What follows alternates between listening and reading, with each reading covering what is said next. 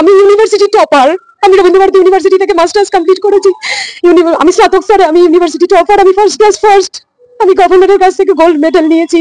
তারপরে যদি আমাকে প্রমাণ করতে হয় আমি যোগ্য কি অযোগ্য, আমার কিছু বলার নেই। সুপ্রিম কোর্টের রায়ের পর চাকরি গেছে প্রায় 25,000 শিক্ষক শিক্ষিকা এবং অশিক্ষক কর্মীদেরও। এ যেন শিক্ষা ব্যবস্থায় দুর্ভিক্ষ।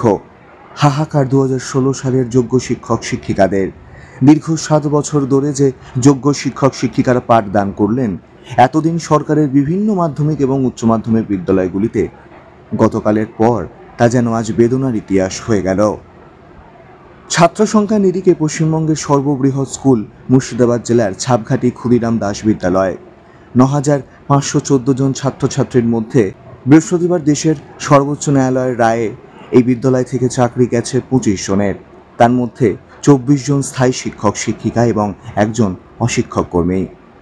বিদ্যালয়ের পঠন পাঠন কিভাবে হবে এবার, এই প্রশ্ন নিয়ে কি বললেন ছাপঘাটি ক্ষুদিরাম দাস বিদ্যালয়ের প্রধান শিক্ষক সহ অন্যান্য শিক্ষক শিক্ষিকারা?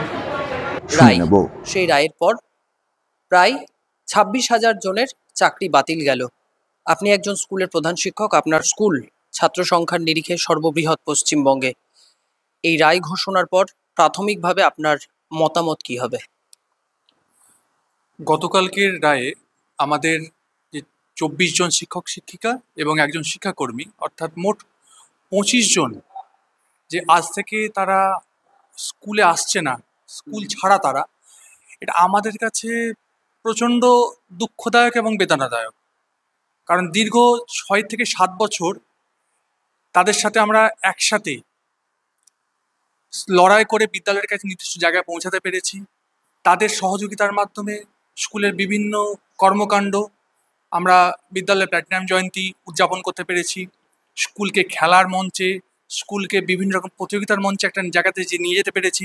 জেলাতে স্কুল একটা অন্য জায়গাতে নাম পেয়েছে, এই সবার সহযোগিতায়। কিন্তু হঠাৎ করে কালকের একটা বজ্রপাতের মতো ঘোষণা, যেটা আমাদেরকে একটা স্থবির করে দিয়েছে, স্তম্ভিত হয়ে গেছি আমরা।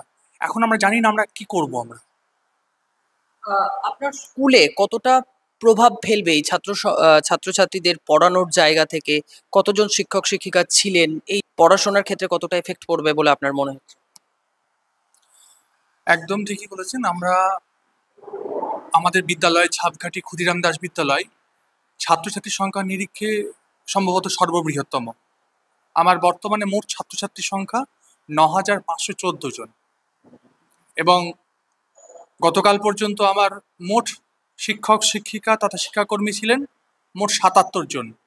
তার মধ্যে 65 জন শিক্ষক শিক্ষিকা, অ্যাপ্রুভড টিচার 5 জন শিক্ষাকর্মী এবং 7 জন প্যারা টিচার।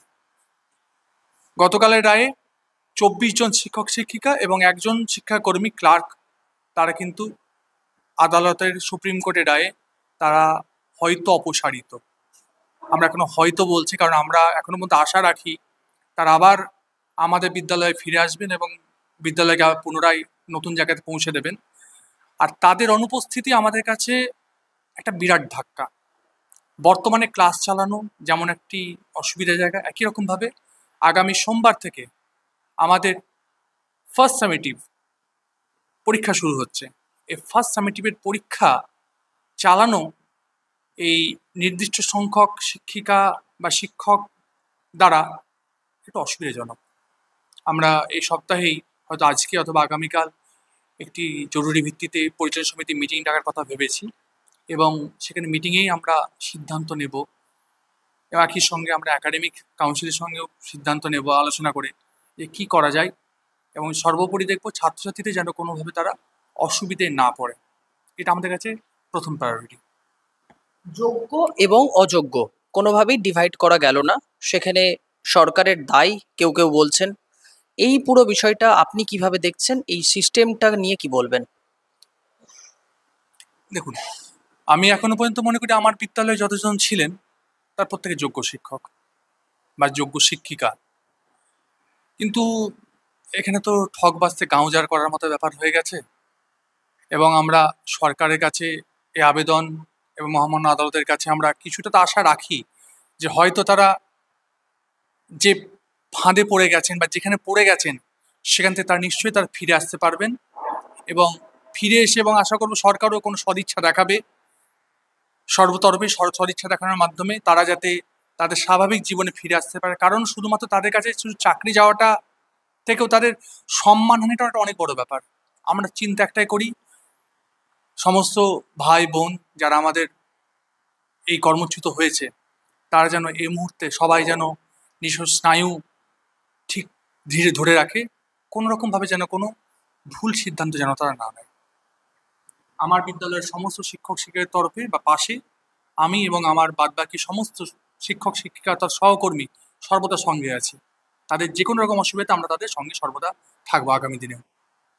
একটা প্রশ্ন আমি প্রত্যেক জায়গায় করি, যখনই কোনো শিক্ষক থাকেন আমার সামনে বা আমার সাথে, আপনারা সমাজ গড়ার কারিগর, ছাত্রছাত্রীদের বিভিন্নভাবে দিশা দেখান তারা ভবিষ্যতে কিভাবে এগোবে, কিভাবে দাঁড়াবে। সেক্ষেত্রে দাঁড়িয়ে এই মোটা অঙ্কের টাকার বিনিময়ে যে চাকরি আদান প্রদান হয়েছে, যার জন্য আজকে সমাজে এই অবস্থা, চাকরি খোয়া গেল 26,000 জনের, এই মোটা অঙ্কের টাকা আদান প্রদান বা ঘুষ নিয়ে চাকরি আদান প্রদান, এই বিষয়টা নিয়ে আপনার মতামত বা সমাজের কাছে কি বার্তা যাবে? দেখুন, ঘুষ অবশ্যই খুব বাজে জিনিস। কবি রবি ঠাকুরের কথায়, অন্যায় যে করে আর অন্যায় যে সহে, তব ঘৃণা তারে যেন তৃণ সমদহে। আজকে আমরা বর্তমান যে সমাজে যে জায়গায় দাঁড়িয়ে আছি, আমরা কোনো জায়গায় বলতে পারবো না যে প্রত্যেকেই কেউ কেউ দোষী না। কারণ নিশ্চয় একটা সিস্টেম তৈরি হয়েছিল, তারাও হয়তো ভেবেছে যে সেই সিস্টেমে যদি আমরা ঢুকতে পারি, সেটা পিছু পথ দিয়ে হলেও আমরা একটা সঠিক জায়গায় পৌঁছাতে পারবো। কিন্তু তাদের কাছে সেই মুহূর্তে সে পন্থাটা ভুল পন্থা, কিন্তু তাদের কাছে সেই ভুল পন্থাটা ঠিক বলে মনে হয়নি। বলেছে না, আমরা যে কোনো যেন তেন প্রকার আমার চাকরি একটা চাই। তাদেরকে চাকরি পাওয়াটা সর্বাগ্রে প্রয়োজন ছিল, কিভাবে পাবো সেটা তাদের কাছে প্রয়োজনীয়তা ছিল না।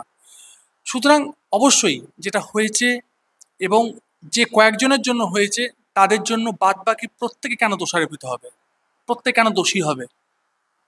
আমি আশা করব যে যারা যারা দোষী তারা যেন অবশ্যই এই পদ্ধতি থেকে নিষ্কাশিত হোক এবং সমাজ তথা ছাত্রছাত্রীদের কাছে যেন সঠিক বার্তা যায় যে আমরা যারা শিক্ষক, যারা সমাজ গড়ার কারিগর, আমরা যদি সঠিক পথে দেখাতে পারি, আমরা যারা প্রত্যেক দিন চক ডাস্টে নিয়ে যারা ক্লাসে যাই, আমাদেরও মনে একটা সময় এসেছে দুর্নীতি কত দূর সেটা আমাদের সেই চক ডাস্টার না হোক অন্য কোনোভাবে যেন আমরা ঝেড়ে মুছে ফেলতে পারি এবং একটা নতুন ইতিহাস আমরা যেন তৈরি করতে পারি। আমাদের কিন্তু সেই দিশা বা সেই সময় আমাদের কাছে চলে এসেছে। আমি ব্যক্তিগতভাবে তো খুবই শোকাহত, আমরা সামগ্রিকভাবেই শোকাহত সকলে। কারণ আমাদের স্কুলে ইতিপূর্বে প্রায় 82 জন শিক্ষক শিক্ষিকা অশিক্ষক কর্মচারী সকলকে মিলে আমরা একটা বৃহত্তর সংসারে ছিলাম। সুন্দরভাবে সকলে শিক্ষাদান করতেন, একটা পঠন পাঠন খুব ভালো হতো এবং অন্যান্য এক কাজকর্ম, অ্যাডমিনিস্ট্রেশন, কন্যাশ্রী, সবুজ সাথী, স্কলারশিপের বিভিন্ন সুবিধা আমরা ঠিকমতো সময়ে ছাত্রছাত্রীদেরকে পৌঁছে দিয়েছি। এর বাইরে বিভিন্ন রকম ইউনিট পরীক্ষা, টেস্ট পরীক্ষা, ফাইনাল পরীক্ষা, মূল্যায়ন, ঠিক টাইমে খাতা দেখা, সমস্ত কিছু আমাদের হেডমাস্টারমশাইয়ের তত্ত্বাবধানে সমস্ত সহশিক্ষক শিক্ষিকারা এবং অন্যান্য অশিক্ষক কর্মচারীরা যথোপযুক্তভাবে করেছেন। গতকালকে এটা একটা দুর্ভাগ্যজনক পরিণতি, এটা এতটা আশা করিনি। এটা যখন শুনলাম, স্কুলে যখন ঢুকলাম 10টা 40 নাগাদ, টিভি স্ক্রিনে ঘেঁষে যখন উঠলো কথাটা যে 26,000 শিক্ষক শিক্ষিকার চাকরি চলে গেছে, তা ধাক্কা পেয়েছি। মাননীয় প্রধান শিক্ষক তিনিও আশাহত, অত্যন্ত দুঃখের সঙ্গে আছি আমরা সবাই মিলে। আমরা জানি না আগামী দিনে কিভাবে পঠন পাঠনকে স্বাভাবিক পর্যায়ে নিয়ে যাবে। খুবই খারাপ লাগছে। আর আমাদের এখানে তো মনে হচ্ছে শোকের ছায়া নেমে এসছে। আমরা এমন এক একজন মাস্টারমশাই আছেন যাদের উপার্জিত আয়ের ওপর তাদের সংসার চলে, তাদের বাবা মা বাচ্চা, তাদেরকে যে কতখানি সমস্যায় পড়তে হবে আমরা সেটা মর্মে উপলব্ধি করতে পারছি। আর কি বলবো, কিছু বলার নেই। মানে এটা এরকম দুঃখের যেন দুঃখ যেন কারোর জীবনে না আসে, এটা আমরাও নিজেরাও উপলব্ধি করতে পারছি। তারপর